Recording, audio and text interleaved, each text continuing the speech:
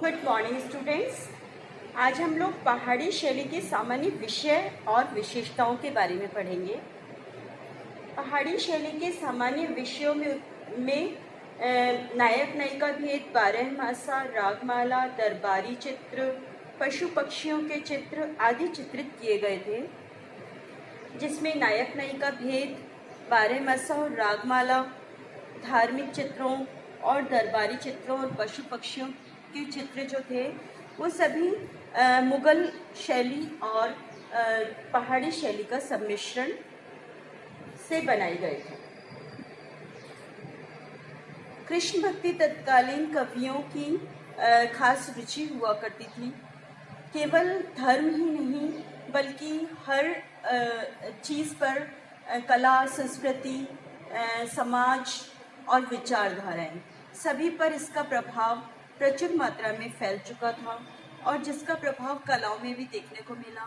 कृष्ण भक्ति से रिलेटेड मंदिर बने, मंदिरों का निर्माण हुआ और मूर्तियों का निर्माण हुआ, काव्यों का निर्माण हुआ और चित्र रचनाएं भी रची गई। काव्यों में जितनी भी ग्रंथ और काव्य हुआ करते थे उनमें वर्णनों के साथ में कृष्ण से रिलेटेड चित्र भी बनाए जाते थे और वो चित्र सर्वाधिक प्रसिद्ध हुए थे। चित्र मिनिएचर स्टाइल में बनाए जाते थे। चित्रों में प्रकृति की भरमार हुआ करती थी। रागमाला के बारहमासा और रागमाला के चित्र जो थे वो भी कृष्ण भक्ति से रिलेटेड ही बनाए गए थे। 12 महीनों में क्या क्या चेंजेस होते हैं वेदर के, वो सब इसमें दिखाए गए थे और उसके हिसाब से नायक और नायिका भेद का चित्रण किया गया था। धार्मिक चित्र कृष्ण भक्ति के अलावा भागवत पुराण, रामायण, दुर्गा सप्तशती, रुक्मणी आदि विषयों पर धार्मिक चित्र बनाए गए थे, लेकिन फिर भी कृष्ण भक्ति के चित्रों की भरमार थी। दरबारी चित्र अधिक बनाए जाते थे क्योंकि मुगल कलाकारों द्वारा यह उनका सर्वाधिक पसंदीदा विषय हुआ करता था और दरबारी चित्र बनाते समय उस समय के राजाओं की और रानियों के व्यक्ति चित्र यथार्थवादी शैली में बनाए जाते थे। शिकार के दृश्य बनाए जाते थे, दरबार के चित्र बनाए जाते थे, राजसी वैभव के चित्र बनाए जाते थे। इस तरीके से दरबारी चित्र बहुत प्रसिद्ध हुए थे। पशु पक्षियों के चित्र भी बनाए जाते थे क्योंकि पहाड़ी इलाकों में जो प्राकृतिक नज़ारे होते हैं, उनकी सुरम्य घाटियाँ और उसमें रहने वाले पशु पक्षी भी विचित्र होते हैं, अट्रैक्टिव होते हैं, तो उनको भी हर चित्र में अट्रैक्शन के लिए चित्रित किया गया था और सुंदरता के लिए चित्रित किया गया था। इस तरीके से हम कह सकते हैं कि पहाड़ी शैली के विषय धर्म और प्रकृति पर आधारित थे। इसके आगे हम देखते हैं पहाड़ी शैली की सामान्य विशेषताएं। पहाड़ी शैली में वैसे तो चित्र मुगल शैली से मिलते जुलते थे, लेकिन फिर भी हाशिए अलग ढंग से बनाए गए थे। चारों तरफ लाल अथवा पीले रंग के हाशिए बनाकर उनमें टाकरी लिपि में लेख लिखे जाते थे और ये जो टाकरी लिपि में जो लेख लिखे जाते थे वो लेख चित्र या फिर उस समय के बारे में हम लोगों को और अधिक जानकारी देते हैं। रंग योजना बहुत ही अट्रैक्टिव और चटकीले रंगों का प्रयोग किया जाता था। इसके अलावा सूक्ष्म गोलाईदार रेखाएं खींची जाती थी। सौंदर्य के चित्र बनाते समय चटकीले रंगों का प्रयोग करना बसोहली चित्रों में अद्भुत आकर्षण के लिए किया गया था।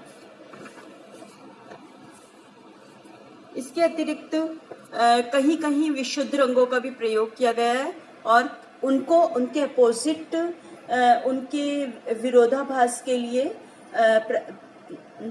मुख्य रंगों का भी प्रयोग किया गया है। वस्त्र, आभूषण, वास्तु दिखाने के लिए, झरोके, खिड़कियां आदि को सुंदरता के लिए और चित्रों में गरिमा बढ़ाने के लिए इंक्लूड किया गया है। प्रकृति चित्रण, पहाड़ी चित्रों में प्रकृति चित्रण की भरमार है। सारी ऋतुओं के वर्णन किए गए हैं। साथ ही साथ में पृष्ठभूमि में हल्के और बारीक रेखाओं द्वारा अलंकारिकता के साथ चित्रित किया गया है।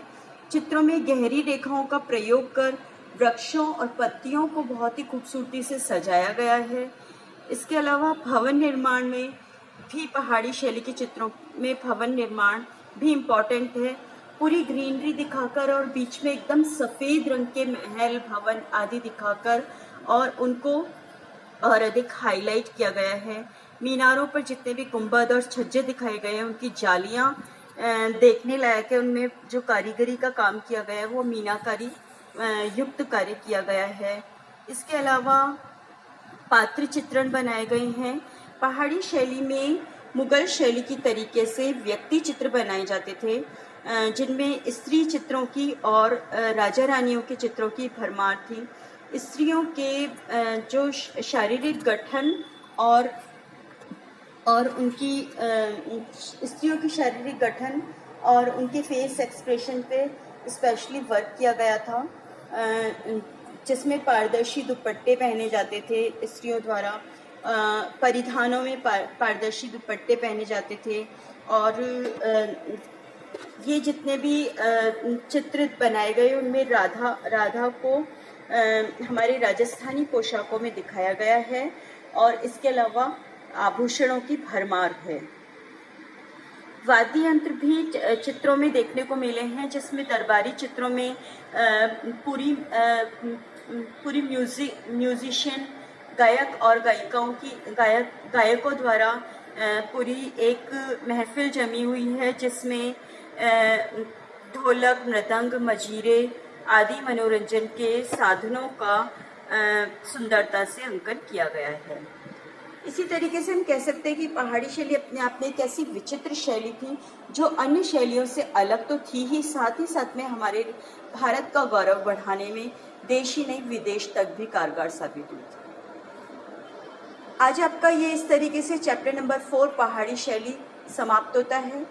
इसके क्वेश्चन आंसर्स बहुत सारे हैं और जिनके उत्तर छोटे वाले प्रश्नों के उत्तर मैं खुद ही दूंगी आपको और बड़े वाले प्रश्नों के उत्तर आप नोट्स के अंदर से और पाठ को पढ़कर खुद करने का प्रयास करेंगे। फिर भी कुछ नहीं आए तो आप पूछ सकते हैं। आज के लिए इतना ही, धन्यवाद।